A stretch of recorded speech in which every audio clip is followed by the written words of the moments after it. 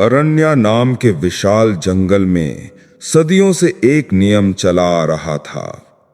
शेर राजा है और कोई उसे चुनौती नहीं दे सकता। जंगल के हर प्राणी पर शेर की दहाड़ का असर पड़ता था। हिरन, भैंस, सुअर सब उसकी मौजूदगी से कांपते थे।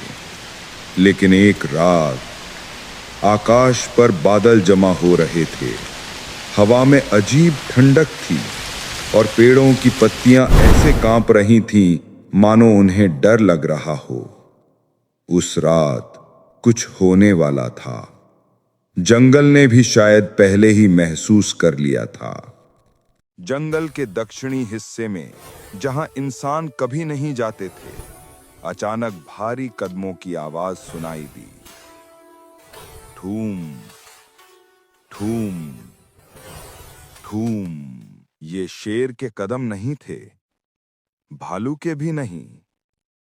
कुछ अलग, कुछ नया, कुछ ऐसा जिसे किसी ने कभी नहीं देखा। पत्तों के पीछे से दो आंखें चमकी, चांदी जैसी शिकारी और एक अजीब नीली चमक के साथ। अगले ही पल पेड़ों पर खरोच के निशान उभर आए। 3 पंजों के बड़े बड़े निशान। निशान इतने ऊंचे थे कि शेर भी उन्हें नहीं बना सकता था।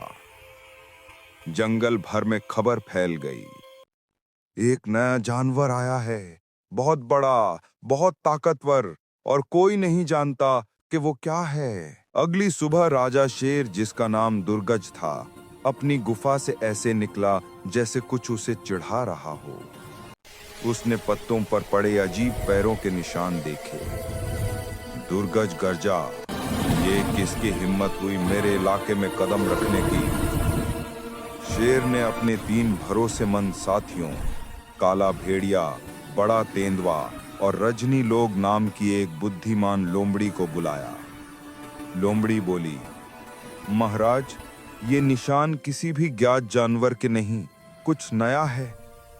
शेर गर्जा, नया हो या पुराना, राजा एक ही है। लेकिन उसके अंदर भी हलचल थी। कई जानवर गायब होने लगे थे, लेकिन किसी को शव तक नहीं मिला। तीसरी रात को जंगल में तूफान आया, बिजलियां चमकने लगी। उसी दौरान एक हिरन नदी के किनारे पानी पी रहा था। अचानक हवा रुक गई, जैसे समय थम गया हो। फिर झाड़ियों में एक परछाई हिली। हिरन ने मुड़कर देखा और दहशत में उसकी सांस रुक गई। वो जानवर सामने आया, नया प्राणी, त्रिकाल। वो जानवर किसी भी ज्ञात जीव जैसा नहीं था। कद में शेर से 1.5 गुना बड़ा, गर्दन से पीठ तक नीली चमकती धारियां, 3 लंबे मुड़े हुए रेजर शार्प पंजे, पूंछ के आखिर में नुकीली हड्डी जैसा डंक। भेड़िए की तेजी, बाघ की शक्ति और तेंदुए जैसी छलांग। आंखें चांदी की आग जैसी। उसके कदमों से जमीन पर कंपन होता था। हिरन अगर भागता भी तो पल भर में उसकी गर्दन त्रिकाल के जबड़े में थी। और उससे भी डरावनी बात, हिरन एक आवाज भी नहीं निकाल पाया। त्रिकाल बिना आवाज किए हमला करता था, शांत, घातक और अदृश्य। अब शेर का राजा गुस्से में था। इतिहास में पहली बार शेर को लगा कि उसके राज में कोई उससे ताकतवर मौजूद है। रात को शेर ने उसकी खोज शुरू की। घासों में छिपे निशान, खरोंचें और टूटी शाखें सब एक ही दिशा में जा रही थीं। अंततः अमावस की रात दोनों आमने सामने आए। शेर गर्जा, ये जंगल मेरा है। त्रिकाल चुपचाप उसे घूरता रहा। उसकी आंखों की चांदी जैसी चमक अंधेरे में डर पैदा कर रही थी। अचानक त्रिकाल गर्जा नहीं, वो सीधा शेर पर कूदा। शेर ने पलटकर ऐसा वार किया कि उसकी दहाड़ से पेड़ हिल गए। लेकिन त्रिकाल तेज था। शेर का एक वार खाली चला। दोनों लगभग 1 घंटे तक भिड़े।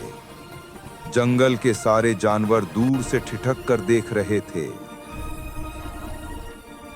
लड़ाई इतनी भयानक थी कि जमीन पर गड्ढे बन गए, पत्थर टूट गए, पेड़ गिर गए। शेर ने आखिरकार त्रिकाल की गर्दन पकड़ ली। सभी जानवरों को लगा राजा जीत जाएगा, लेकिन त्रिकाल ने पूंछ का जहरीला डंक शेर के कंधे में घोंप दिया। शेर लड़खड़ाया, गिरा और भारी सांसें लेने लगा। त्रिकाल ने एक गहरी शांत सांस ली। वो शेर के चारों ओर घूमकर उसे देखने लगा और फिर उसने किसी और जानवर की तरह शेर को खाया नहीं। वो बस शेर को हराकर पेड़ों में गायब हो गया, जैसे उसका उद्देश्य सिर्फ राजा को गिराना था। सुबह हुई। जंगल में विचित्र शांति थी।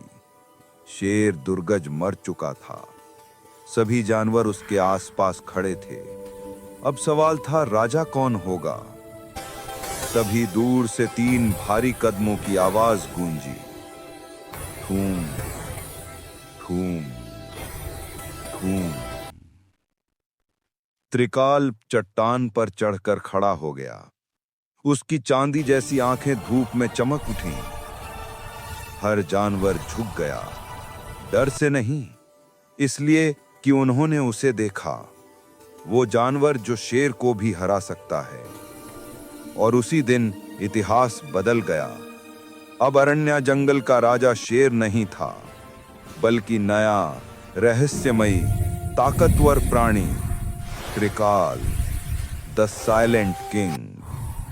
कहते हैं कि आज भी अगर रात में जंगल के गहरे हिस्से में ध्यान से सुनो तो ये 3 भारी कदमों की आवाज सुनाई देती है।